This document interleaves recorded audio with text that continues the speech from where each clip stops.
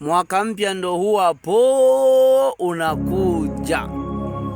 Sasa kabla ya yote, kwanza niombe msamaha kwa wale wote niliowakosea ili nikauanze mwaka wangu vizuri. Kwa hiyo naombeni radhi, kwa sababu najua lazima maadui ninao.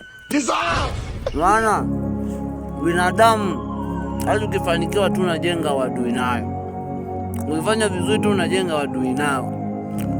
Kwa hiyo ninaombeni msamaha wote mnaona nimewakosea, mnisamee ili 2026 ikanikute sina kinyongo na mtu. Mimi nimeomba msamaha. Kama hutonisamee, shauri yako wewe na shetani yako. Mimi nimemaliza. Naombeni mnisamee sana sana sana sana sana. Huu ni ujumbe kutoka kwa Msa Jumane Bruno kutoka Sumbawanga, kijiji cha Kaoze.